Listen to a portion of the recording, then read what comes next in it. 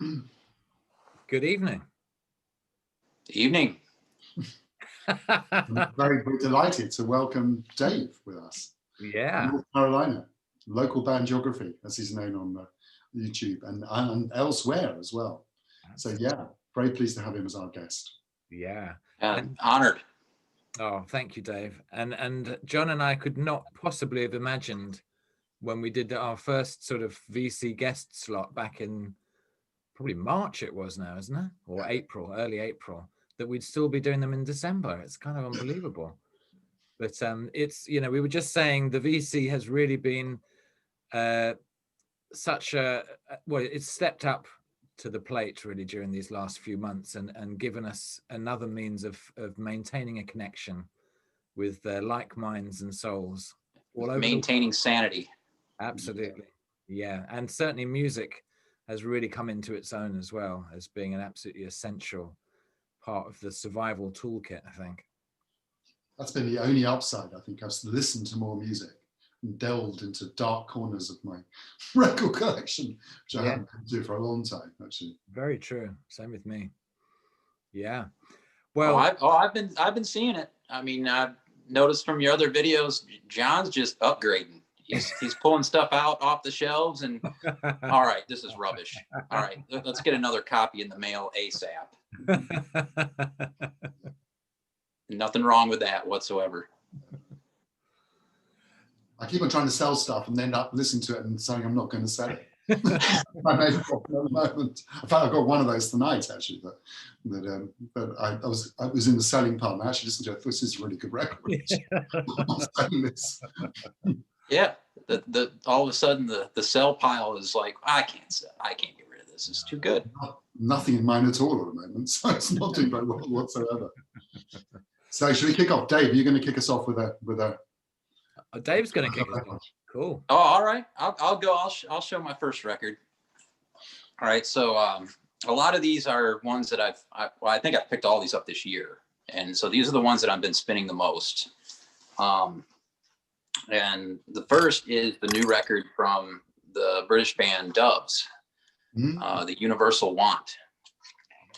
And I actually got to see this band here in North Carolina years ago because they had taken a lot of time off. I think it's been since, it's probably been 12 years since they put an album out. And I love this. I love this band.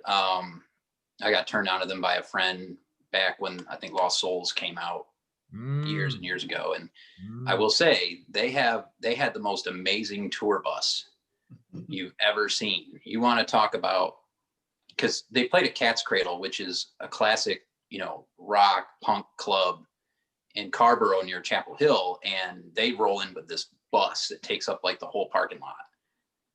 And you knew it was serious. And they were great. And this album is amazing. And very surprising, the first track has Tony Allen on drums. Really? And I had no idea that was the case. And really, really cool drums on that track. And then one of the songs on the B-side just is straight verve worship with the guitars. Really, really good album. And the artwork, that cover art is for it's up for an award. It's fantastic. So and it's got a really nice insert to the kind of the negative there, the photo. Very nice. Really cool. With the Williams brothers, and vocal and drums. So that's my first. Okay. Nice. Well, my first is not a new one, but it's something to return to after I suddenly realized I was missing Sonic Youth, actually. I mean, we've got Thurston Moore in London now, so it's great to have him here. And he's been an amazing kind of incredible kind of catalyzing figure on the whole music scene. But I still miss Sonic Youth, actually. There's something about the combination of those two guitars, actually. And this later period is kind of, it's just something I kind of really like, actually. I mean, I love all the different phases of their career. But so this is Murray Street, and which was I think their kind of third to last album, possibly third or fourth to the last album. Yeah, I was out with my friend John, Digital Gramophone, if you're familiar with his channel, at Repo Records, and he found that record when we were out digging that last time. Sounds great as well on vinyl. So it really sounds good. Okay, well, not much of a connection with either of those, but this is one of the record store Black Friday records that came out, although I have to say it didn't really happen here because our local record shop was completely closed. But I did see on one of the Instagram posts that this had come out, and I'd heard a track which I'd really liked called Riesling pour Robert, and this is the Jahari Masamba unit, which is basically Madlib and Kareem Riggins, pretty much just the two of them. Kareem Riggins doing all the beats and the live drumming, and Madlib doing everything else, dropping in some spoken word from some other artists every now and again.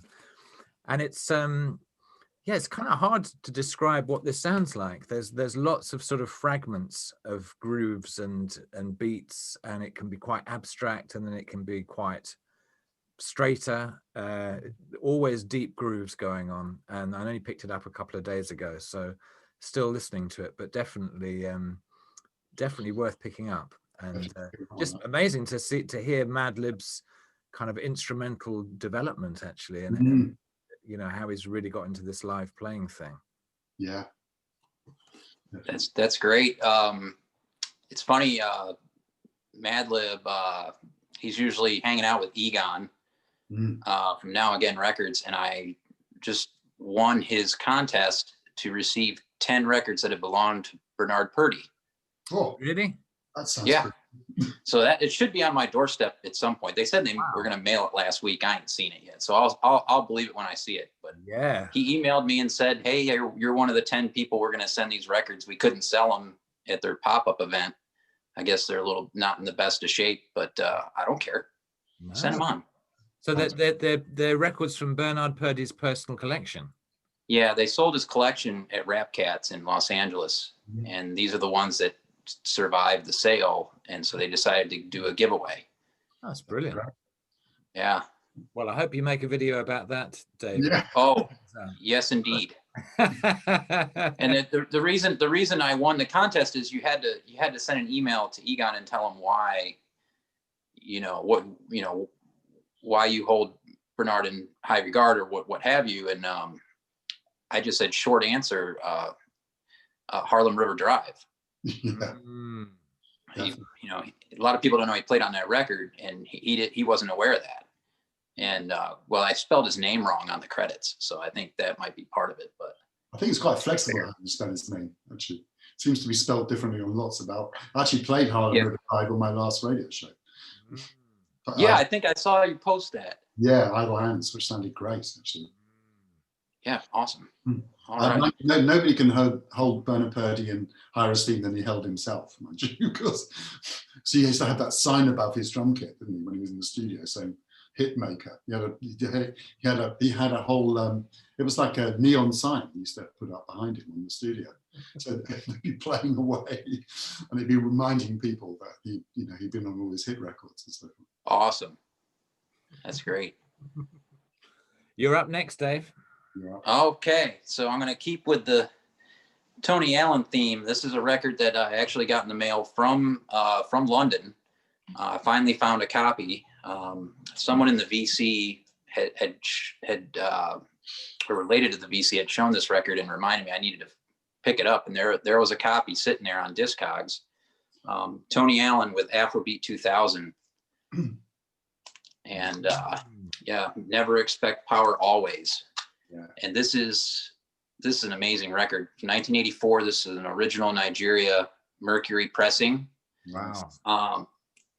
Not the easiest record to find. The cover, with the African records, usually the covers are not the best of shape. This one's not the best of shape, but the record, they cleaned it professionally, and it just sounds amazing. And each track, there's 2 tracks aside, they do a dub version of their own song. And the dub versions are where it's at. Yeah. So some of the best dub I've ever heard. And you got Candido on lead vocal. This Victor Addis guy, he's everywhere on this record. He's playing guitar, keyboards. The keyboards are great. He does some vocals too. But Tony Allen, and I think we lost him this year. He did. You know, icon on the drums. So Absolutely. this was a great find. Who's done the mixing on it, Dave? Do you know? Mark Smith. Oh, Engineer and special mix by Mark Smith. Mark Smith from the pop group. Yeah, it says Addis Ababa Studio in London. Yeah. Addis Ababa Studio in London. But that's Mark Smith from the pop group, I believe. Yeah. Well, that'll relate very well to the book I'm going to show later on. Yeah. Oh, awesome. Yeah. Okay, great. Okay. Another iconic drummer, Han Benning. I know you're in a Han Benning phase. Yes. And this was the first ever ICP record called the New Acoustic Swing Duo, which Corbett Dempsey put out a very nice double CD set of this. And it's basically Han Benning and Willem Breuker, who's playing reeds. Wow. And it's an incredibly violent record, actually. I was talking to somebody, another friend about it, and it actually is almost a frightening record. Because they sound like they're playing in a very big hall, very, very loudly. It's incredibly clear recording as well. Most ICP records sound like they were recorded on a kind of broken cassette recorder, but this one sounds fantastic. Yeah, and this was the first ever ICP record. There was another issue of this, but all the copies of it were bought, and they're all handmade. This one wasn't, but the previous edition was all handmade by Han Benning, and they were all bought by an art dealer in Japan. So virtually none of them got to music fans at all. They all end up in an art collection. But anyway, it's a great one, this one. Really highly recommended.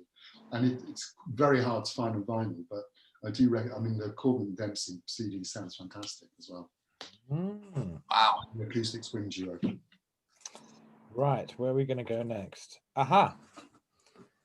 This is an album that someone showed this, and there's quite a scene on Instagram where John and I are discovering the VC are very, very, well, certain members of the VC are very alive on Instagram. Someone shared this. This is Masabumi Kikuchi and an album called Susto from 1981.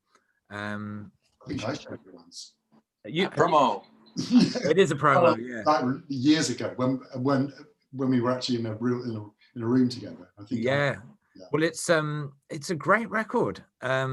It's got Steve Grossman and Dave Liebman and Aieto, who are all part of the 70s Miles crew. Yeah, love Steve Grossman.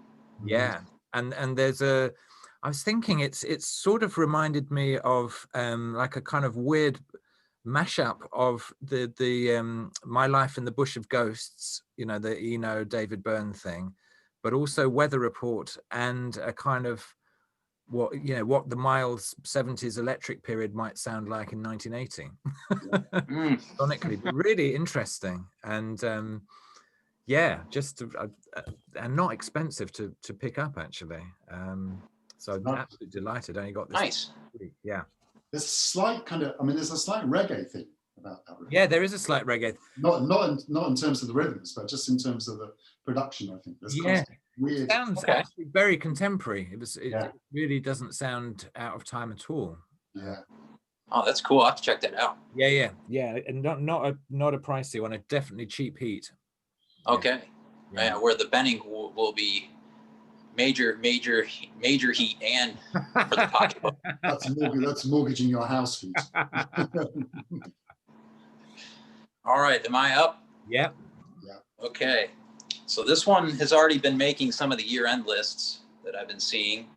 And that's Hedvig Mollestad, Echidna, on the Rune Gramophone label. And sorry for the glare, it's still got the shrink on it. But this was limited to 300. It's on white vinyl. Let's see here. It's got a pretty cool label there. But female guitarist from Norway. And this record, I have it filed in jazz, but when I listen to it, there's really nothing jazz about it. It's a rock record for me.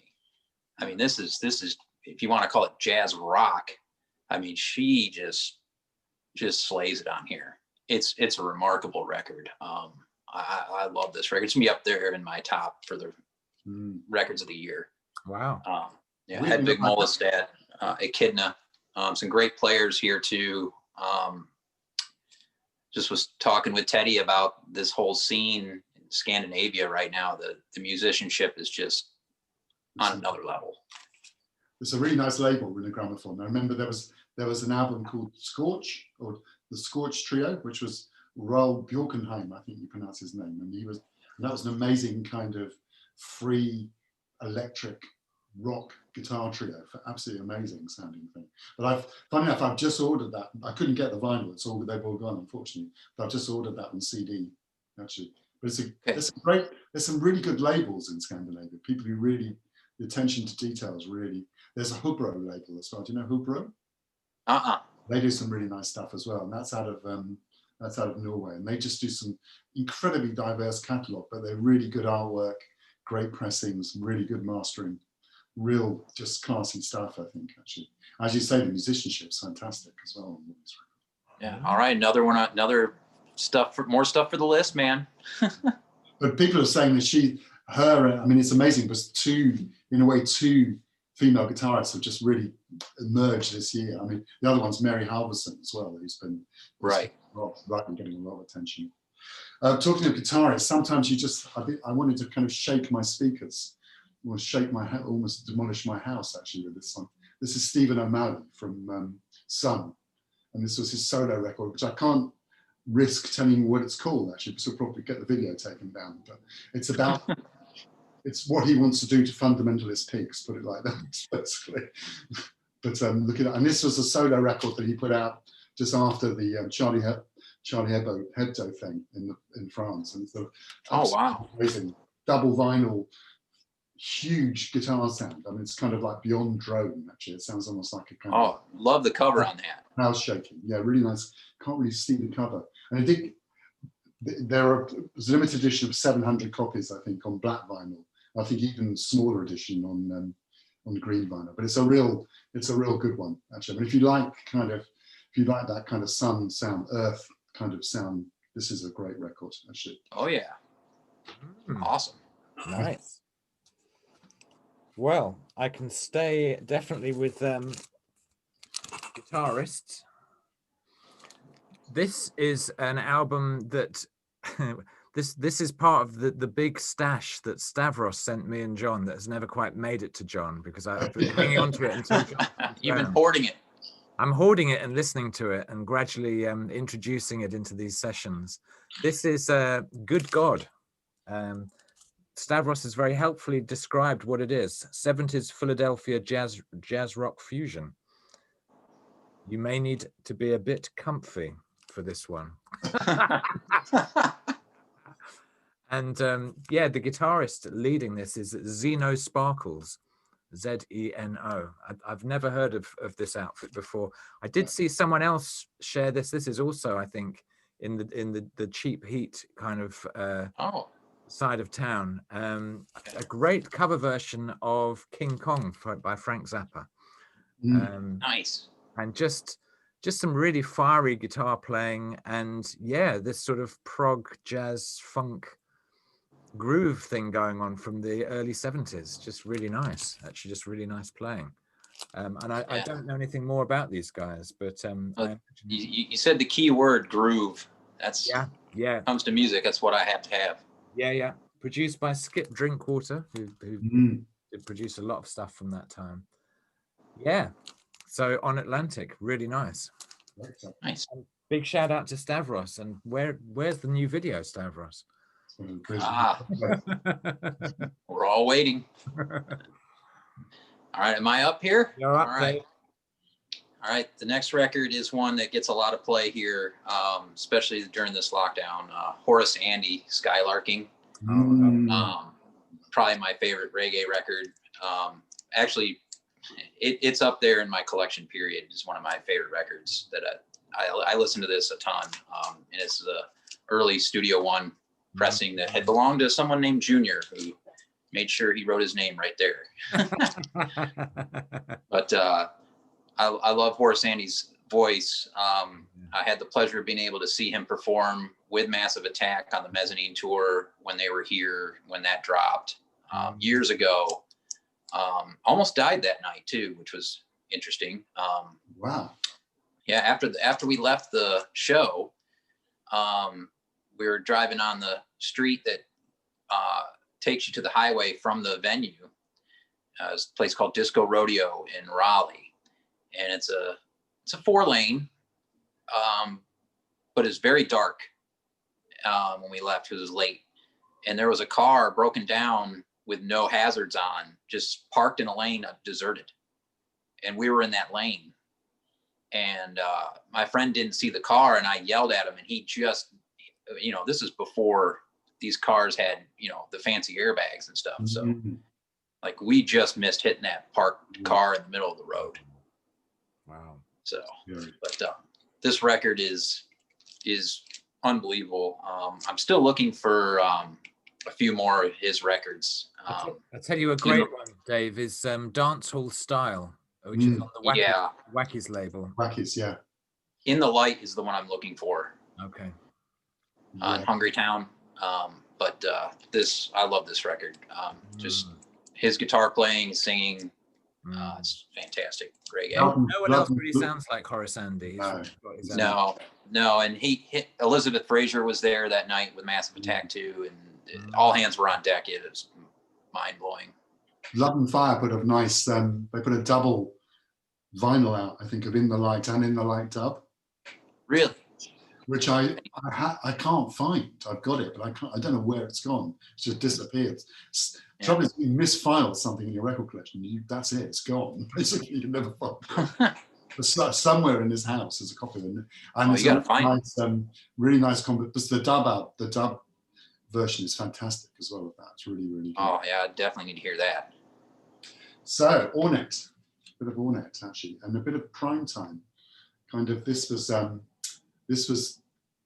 saw Ornette and Primetime, and they were great, but their records never seemed to really kind of sound that good, actually. And one of Human Feelings, which came out on Ireland, was a good one. But this was the one they recorded when they reopened the Caravan of Dreams in Texas, in Fort Worth.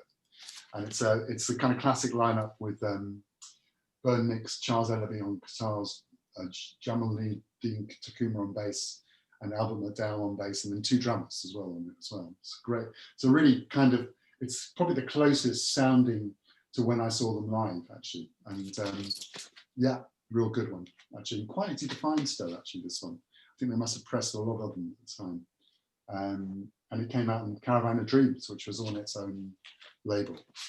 Has lots of info on the inside as well. Nice. Cool. Okay, well, I'm taking a step back to Dave's record and sharing this, which is the soundtrack to the film by Franco Rosso called Babylon. And the reason I've been listening to this again was because I've been on a bit of a Denis Bovell thing. So there was this amazing film that came out here in the UK on BBC Two a couple of weeks back called Lovers Rock.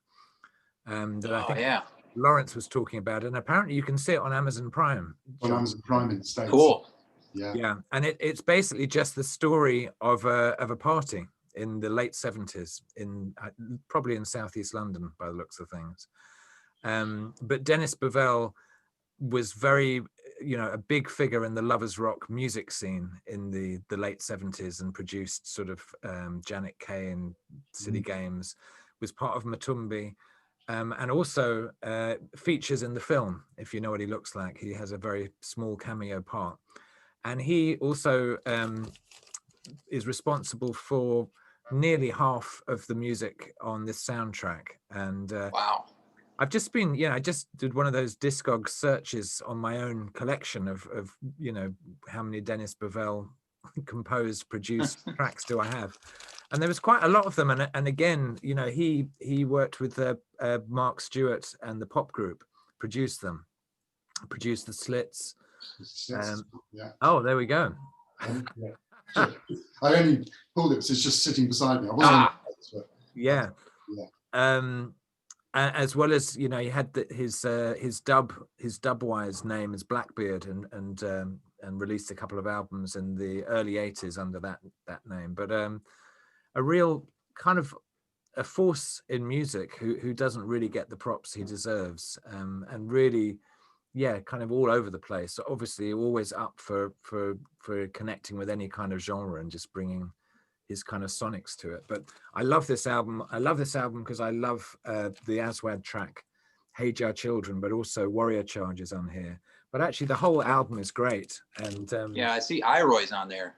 Iroy's on here, yeah, and what's is on here? Yabby You is on here. Michael Prophet. 2 tracks. Yeah, there's a Yabby You record. Steve in Wales has been talking about. Psych in the Valley. Yeah, that's on my list. It's on my list. I need to just go ahead and order it. Yeah, Yabby You, great. I saw Dennis a couple of years ago in Marks and Spencer's, which is like a chain store in the UK, trying on a pair of slippers, which I thought was definitely not a very kind of un-rock and roll environment indeed. Actually, I was buying a dressing gown and he was buying a pair of slippers. This is what happens when you get older, I think. Yeah. All right. Am I up again here? You're up again, Dave. Okay. I got a few more records here. This record, I think I've shown this recently because I just got this. This was part of I think the second Record Store Day drop. So Love Records out of Japan put out 4 of the Teramaso Hino records, reissued them and did a great job with it. This is Teramaso Hino meets Reggie Workman A part. This is a perfect record. Wow. Just absolute perfection.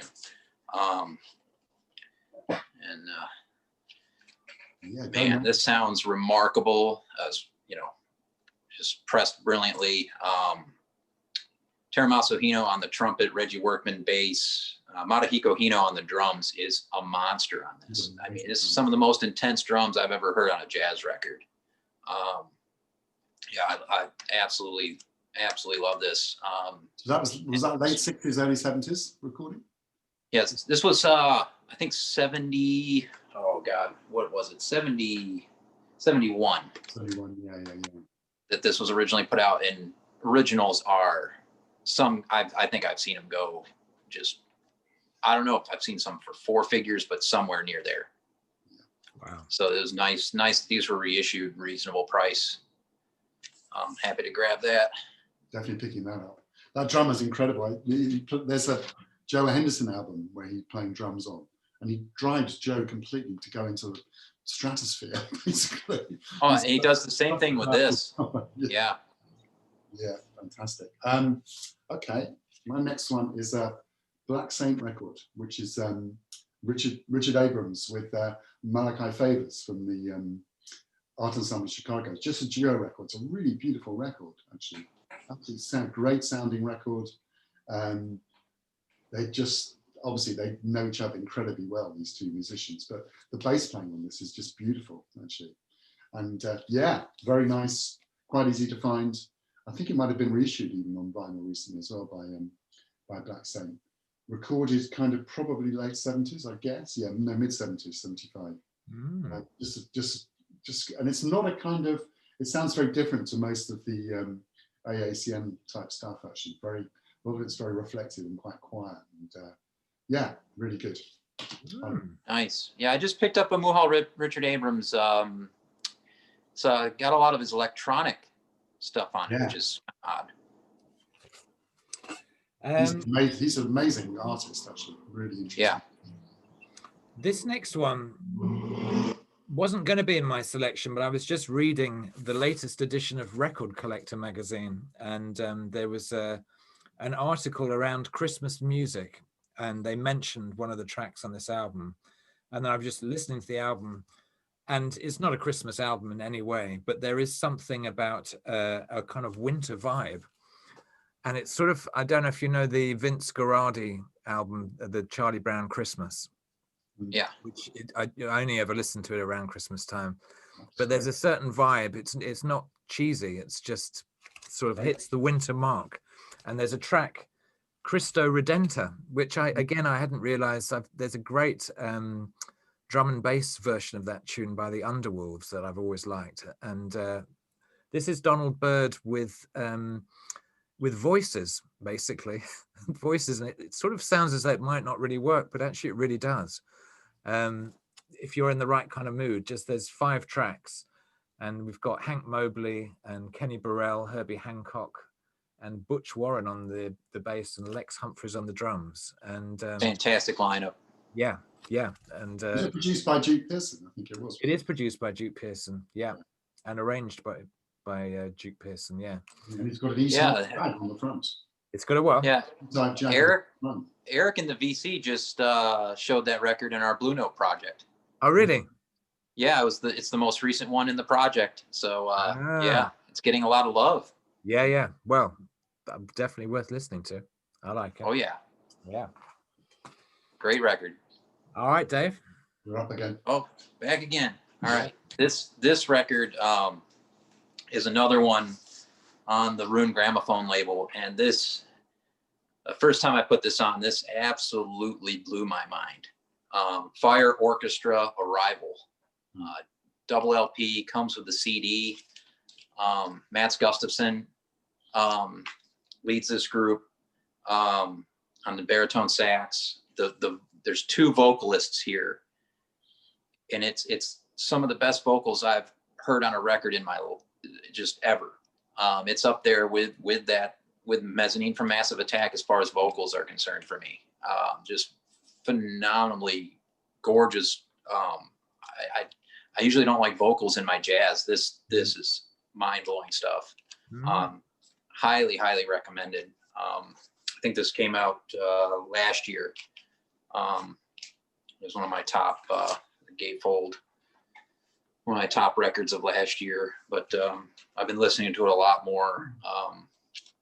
Yeah, there's a lot of violins, cello, oboe, clarinets, keyboards. The bass player in this group is he's got some of the deepest grooves out there. His name's Johan Berthling. Great stuff. Wow. Fire Orchestra. Definitely picking that one up. Yeah. What's that? I'm definitely going to pick that one up. It sounds great. Yeah. Yeah. Well, this is a truly strange record, actually. And I think I might have shown this a few years ago, actually, on the VC. But it's and it was in my pile, possibly to be sold, and I played it. It's actually great. This is Mary McCreary, who was Leon Russell's wife, married, but a backing singer. Worked a lot with people like Murray Clayton and Clyde King. So she was part of that whole kind of backing vocal kind of. But this has got some great stuff on it. It's got some really weird. It's got the Scatterlights on one track. Wow. Doing a proper reggae tune on here.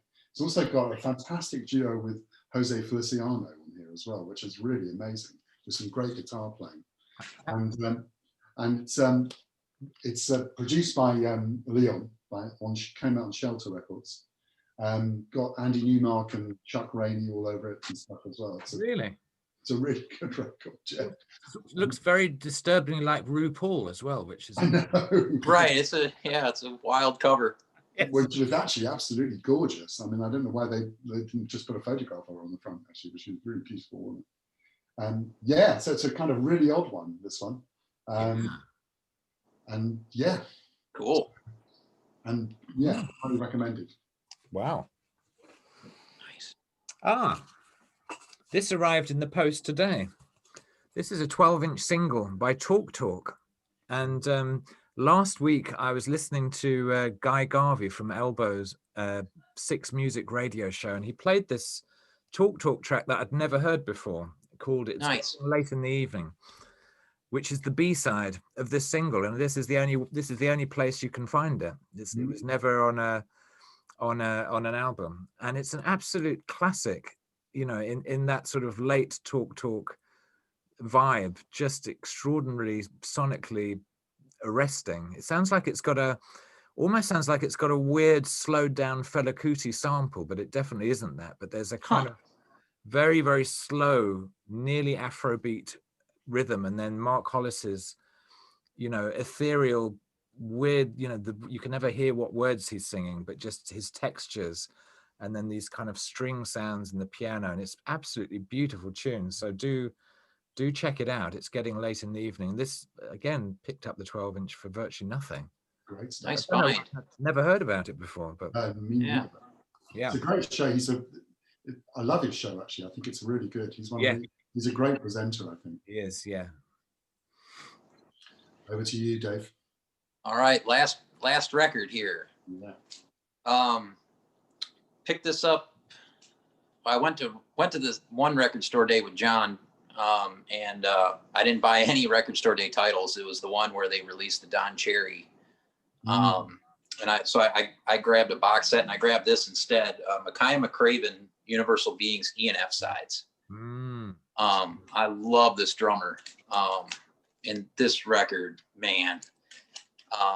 And it's the drumming that stands out on it to me. A lot of the playing is good, but it comes down to McCraven for me on this. And it has a lot of UK musicians are on here with him. Some LA musicians. I know the guitarist from Tortoise is on this with him. Shabaka Hutchings, Nubia Garcia, some of the bigger names, but yeah, I love the drums on this. Great stuff. International Anthem Recording Company is just hitting home runs. Yeah, they actually, where are they based? Because they seem to be like Chicago.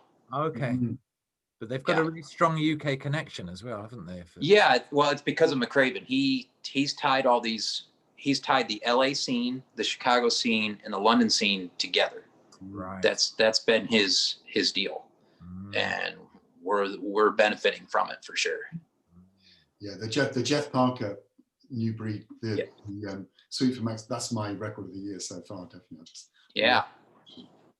My last one is this, actually, which is something I haven't played. For some reason, I haven't played this. I obviously played whenever I've kind of DJ'd at parties and stuff. You often play tracks of this, but I haven't played the whole album through for absolutely years.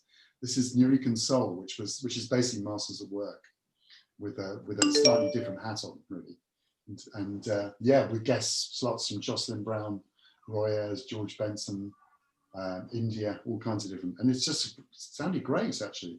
Hadn't played it for a very long time, and came out on Talking Loud, which is and Giant Step in New York as well.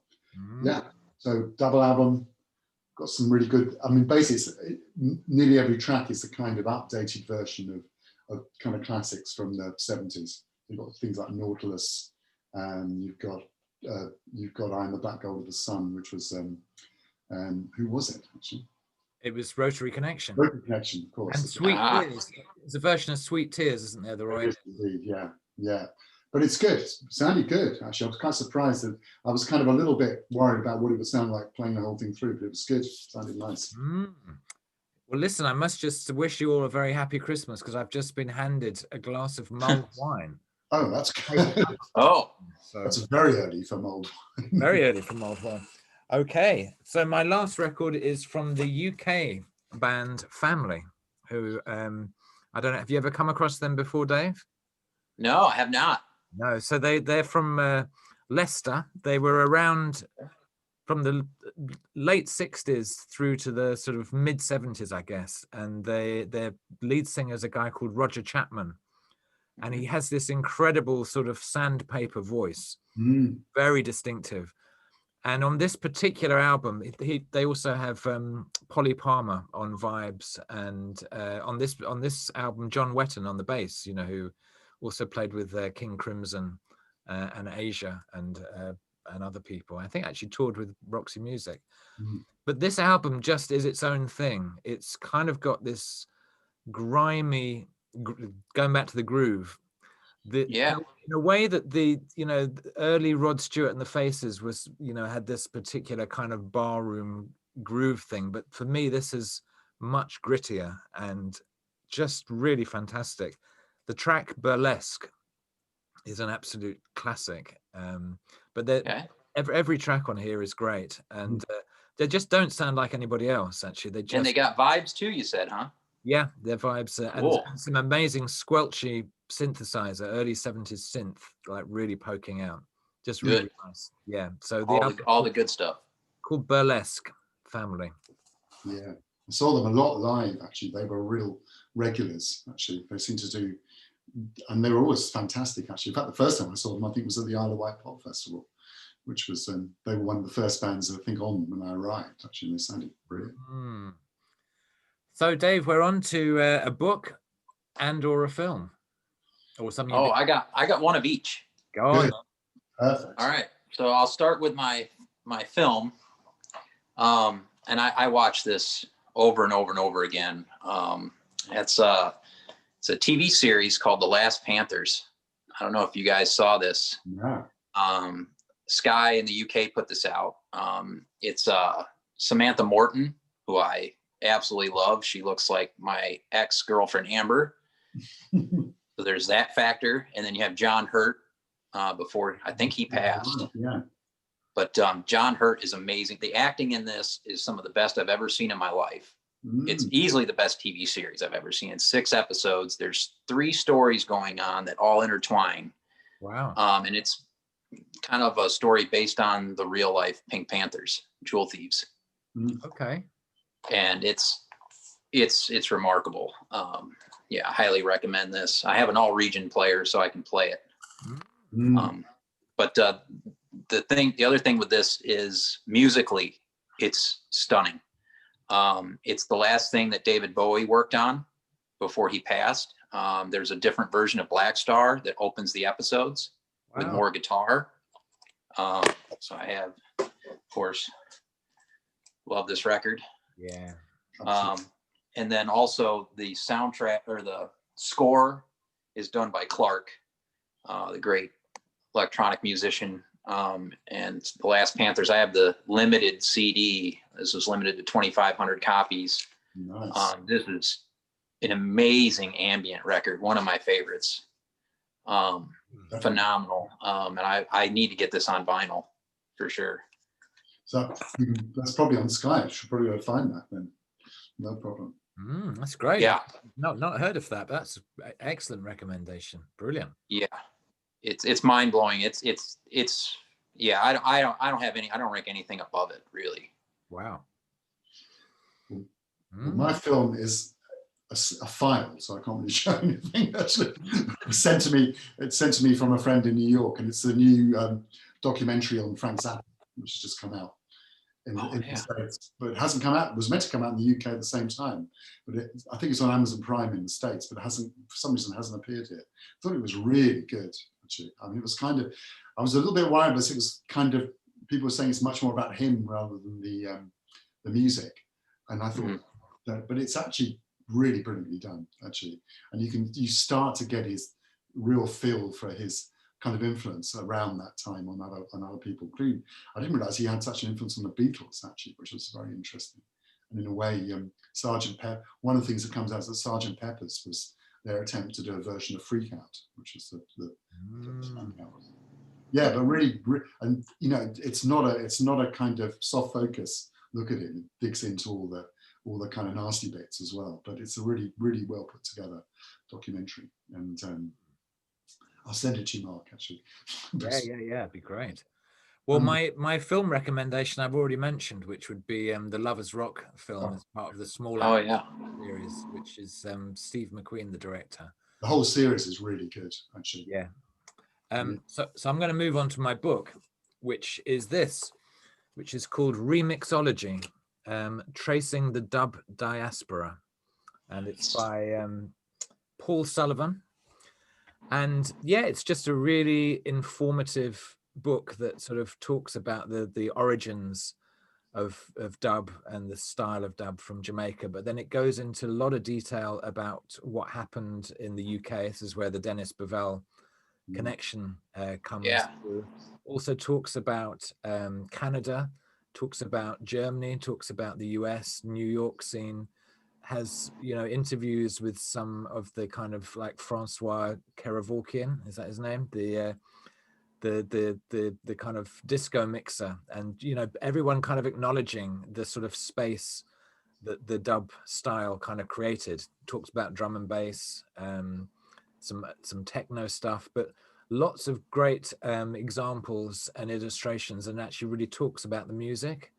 So, and very easy to read. So yeah, been enjoying that. That sounds good. That's cool. Yeah. So Remixology, Tracing the Dub Diaspora. Paul Sullivan. All right. I also have a book. I'm just going to pick my book up over here. 1 second. Yeah. So I've been reading this again. This is the Russian Criminal Tattoo Encyclopedia. Wow. Volume 1.